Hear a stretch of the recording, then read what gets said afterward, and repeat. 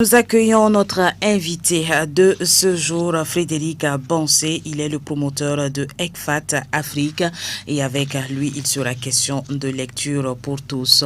Bienvenue, Monsieur Bansé.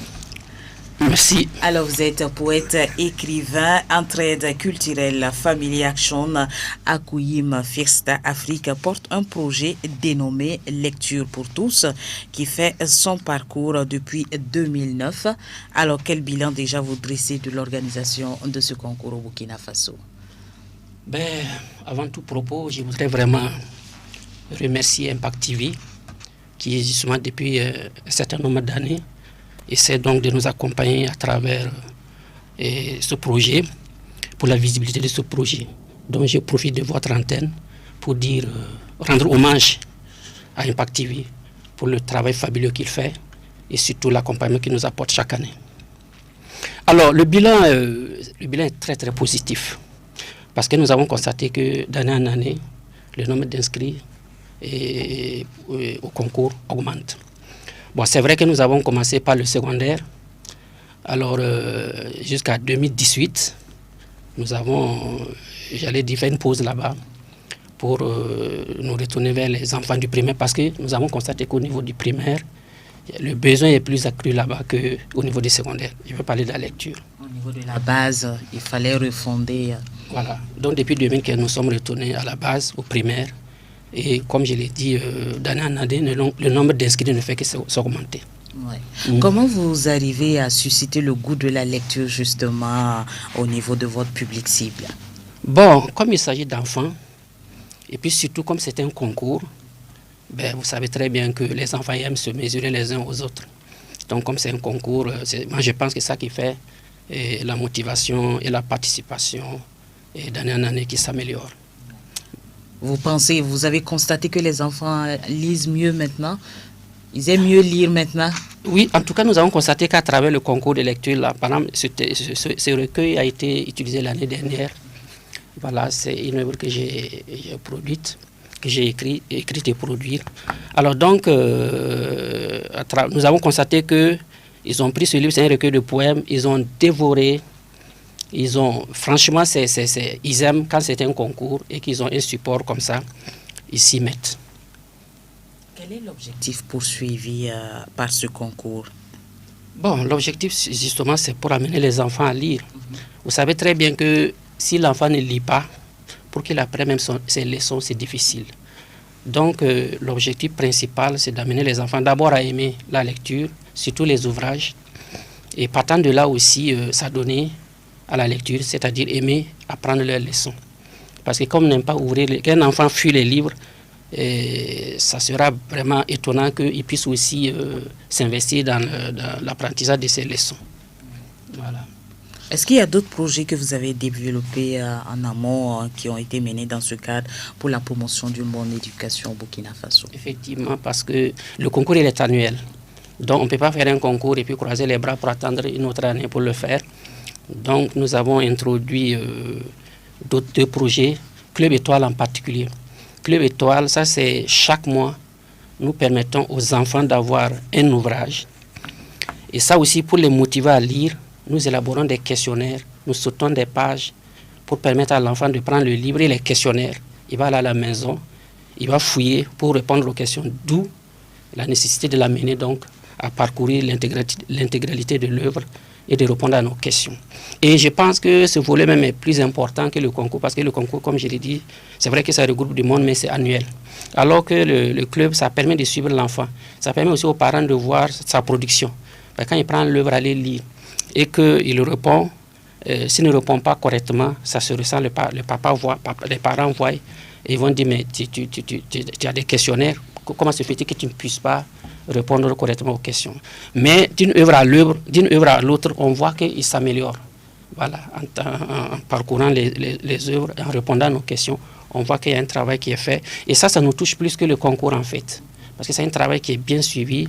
Et en plus de ça, quand l'enfant lit une œuvre, l'œuvre revient à l'enfant. Donc si l'enfant s'abonne 12 mois, il a 12 ouvrages dans sa bibliothèque. Ouais. Et chaque œuvre a ses questionnaires auxquels il a répondu. Donc c'est tellement important. Et donc, voilà. Ensuite, il y a le café littéraire, ça c'est pour les secondaires. Le café littéraire, c'est vrai que c'est pas tout le temps qu'on le fait. Ça, c'est pour amener, par exemple, pour faire la promotion aussi des œuvres. Donc, ça, on prend l'œuvre d'un auteur, on remet aux élèves. Ils ont un mois aussi pour lire. Et puis venir maintenant débattre avec l'auteur. Comme on dit, face to face. Ouais. Voilà. Et ça aussi, c'est intéressant. Mais ils ont la latitude de poser toutes les questions. Toutes les questions. Voilà. Donc, ce sont ces deux activités, et en plus du concours. Mais nous avons aussi pour le secondaire, parce que nous sommes une bibliothèque d'idées. Hein, parce qu'on fait tout pour que les élèves et pourquoi pas aussi les parents, nous sommes en train de chercher des appâts pour amener aussi les parents à aimer la lecture. Justement, oui, allez-y. Donc, nous avons, pour le moment, nous sommes en train d'aller dans les établissements pour un autre projet, Pousse-moi à lire, qui n'est pas un concours, Pousse-moi à lire. Ça aussi, les élèves du secondaire, ils prennent une œuvre avec des questions que nous avons posées.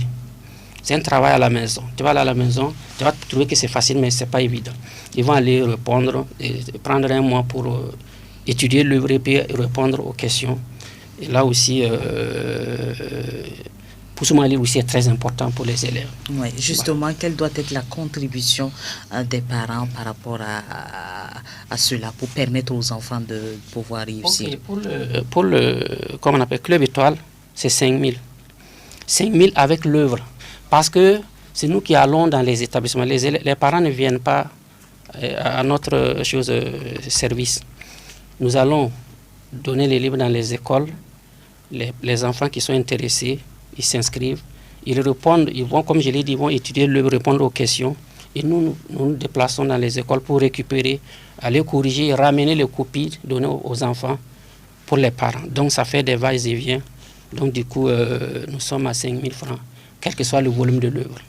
Oui. Quelle doit être la contribution au niveau des parents? Est-ce que comment les parents doivent suivre les enfants aussi bien après l'école qu'à la maison?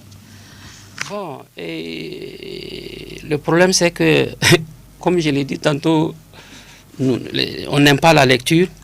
Sinon, normalement, si vous voulez que votre enfant lit, il faut simplement acheter le livre. Vous-même, vous prenez un temps pour le parcourir, avoir quand même les points saillants de l'œuvre, avant de transmettre à l'enfant. À ce moment, l'enfant même sait que vous avez lu. Et il ne peut pas balbutier, il ne peut pas venir vous raconter d'autres choses. Voilà. Mais vous savez exactement ce qui se passe dans le livre. Et quand il va lire maintenant, vous lui demandez de vous faire un CR. Bon, en ce moment, l'enfant sait qu'il ne peut pas fuir parce qu'il sait que papa ou maman a parcouru l'œuvre. Donc, du coup, il est obligé d'être véridique. Voilà. Mais maintenant, le temps pratique pour les parents, je ne sais pas, c'est ça qui fait défaut. Mais je pense que tout est une question de sacrifice. Voilà. Si, ne serait-ce que dans la semaine, un samedi ou un dimanche soir, qui est un temps de repos, on peut quand même feuilleter parce que souvent, quand c'est pour les enfants, là, ce n'est pas des documents qui sont volumineux. Les parents peuvent parcourir ça et puis avant de transmettre à l'enfant. L'enfant est obligé de lire. Et puis, de toute façon, quand vous lisez, vous poussez aussi votre enfant à lire. Donc, alors, quelles sont les perspectives pour Lecture pour tous et bien les autres projets? Bon, c'est toujours, chaque année en tout cas, nous organisons le concours. Mais ce qui est intéressant, c'est que nous venons de créer notre site. Voilà, notre site web, on est sur Facebook et puis YouTube. Donc, il se peut que les éditions à venir, ça soit en ligne parce que, bon, aller dans les écoles, pour voir les écoles, souvent, c'est juste une trentaine, souvent, donc c'est tellement épuisant. Donc, nous voulons que désormais, les parents passent par sur le net pour l'inscription. Mais on est en train d'y réfléchir pour voir la faisabilité, quoi. Voilà, ça va nous faciliter, ça va faciliter la tâche à chacun. Merci beaucoup à Frédéric Bansé d'être passé sur ce plateau. Je rappelle que vous êtes le promoteur de ECFAT Afrique et vous portez un projet dénommé Lecture pour tous.